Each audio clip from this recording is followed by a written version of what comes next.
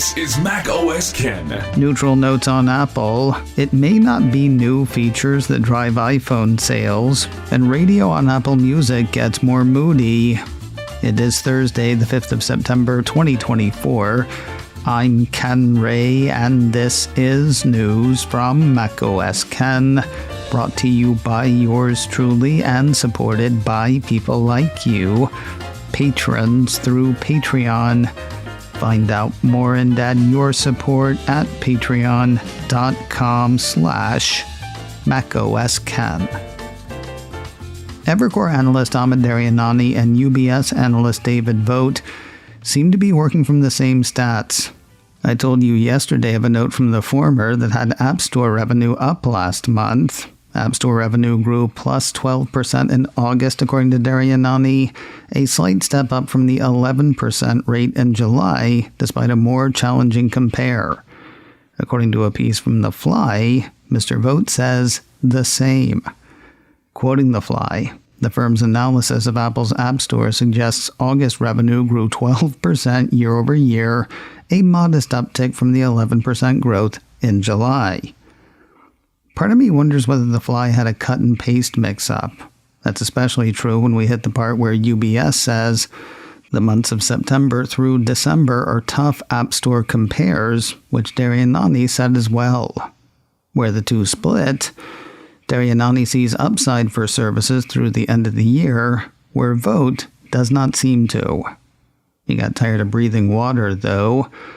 The analyst used his most recent note to raise his price target on Apple shares from a super soggy $190 to $236. He maintains a neutral rating on the Cupertino Company stock. Neutral seems to have been the word on Wednesday, with Piper Sandler analyst Matt Farrell issuing a note justifying his ho-humness. In fairness, he actually issued the note on Tuesday. Just took until Wednesday for it to hit Apple 3.0. Yes, he knows about the excitement around Apple's event set for next Monday. He doesn't seem to be feeling that excitement, though. From recent news reports, writes Farrell, it doesn't appear that there will be any revolutionary hardware innovations as a part of the iPhone 16, so if Apple Intelligence can be the star of the show, we would view it as an incremental positive for the supercycle thesis. Despite the whiz-bang at WWDC, he's not really sure what people will do with Apple Intelligence. He and his feel like there needs to be more marketing of the benefits in order to drive the potential iPhone supercycle. Even if he did feel all of that, though, he thinks the near-term excitement around Apple's Glow Time event is built into the stock at its current levels. So, why not introduce worry? He thinks Apple may need to raise the price of iPhone 16 to fund its new AI offering. The way his team sees it, any price increase could be viewed as a negative to the potential supercycle. For a guy who doesn't see one coming, he uses that term a lot. With that, Mr. Farrell maintains a neutral rating on Apple shares. His price target on the shares is $225. Farrell's worry over the anticipated lack of revolutionary hardware innovations for the iPhone 16 line raises a question.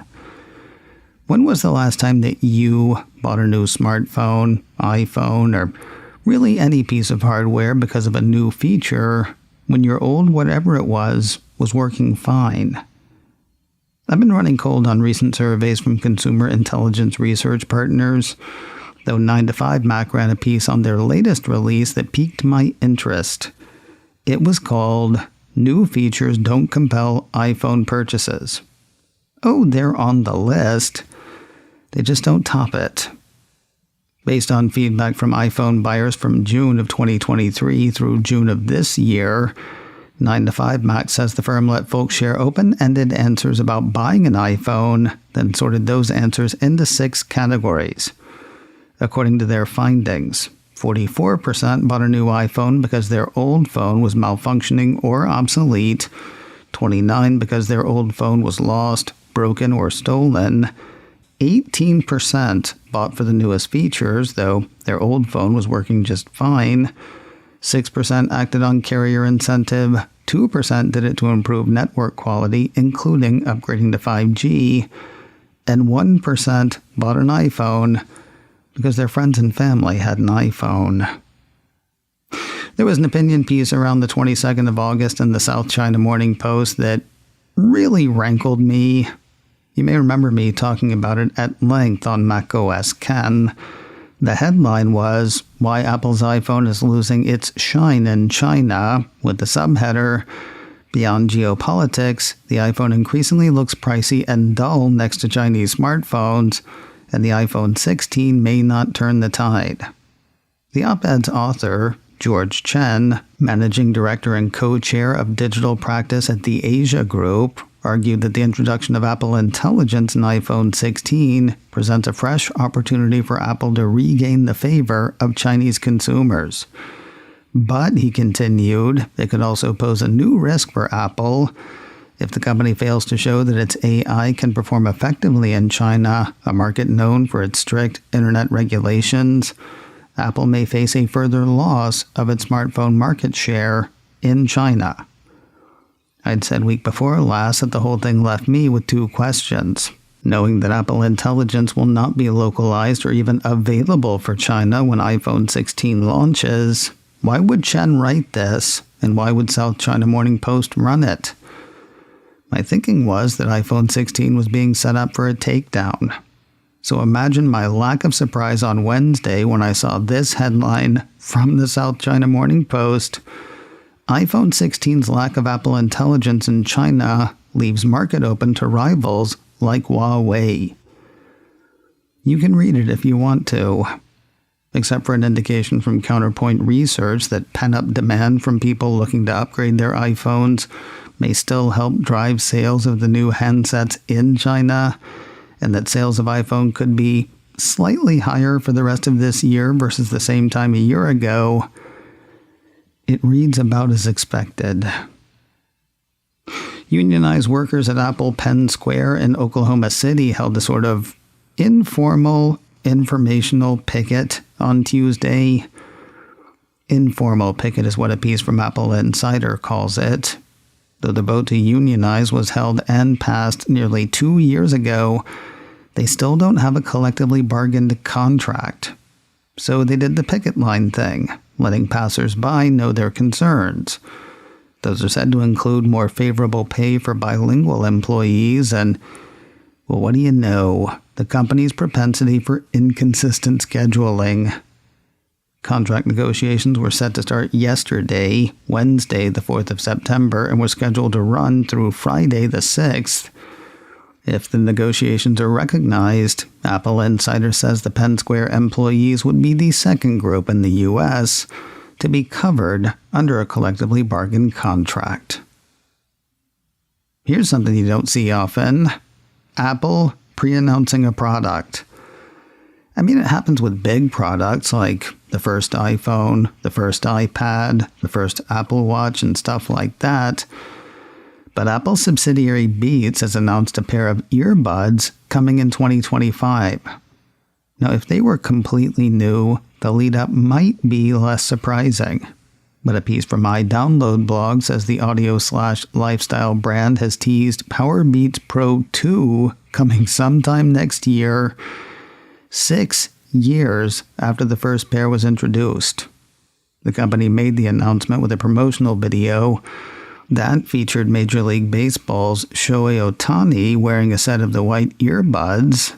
The piece says Beats has always used professional athletes to promote its audio products, so that's not such a surprise. And finally today, if you're happy and you know it, energetic and you know it, relaxed, focused, or just feeling blue, there's a radio station on Apple Music for that. Mac Rumors ran a piece Wednesday about Apple's new audio offering. The piece has Apple indicating that the new mood stations, Feel Good, Energy, Relax, Focus, and Feeling Blue, are personalized based on your Apple Music listening history and are always being updated with new songs.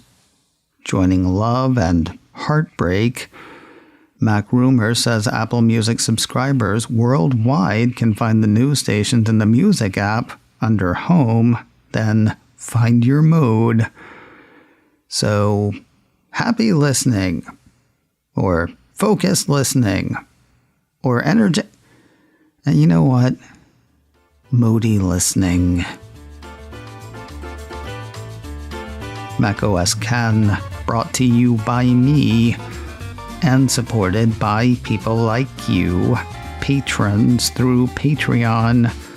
Find out more and add your support at patreon.com/macoscan. Advertising handled by Backbeat Media. Online at backbeatmedia.com.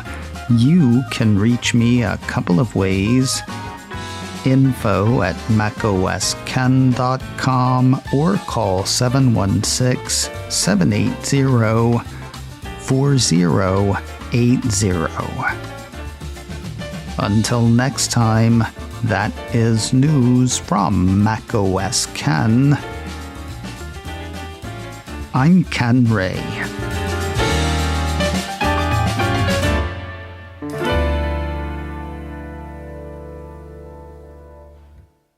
I'm invisible!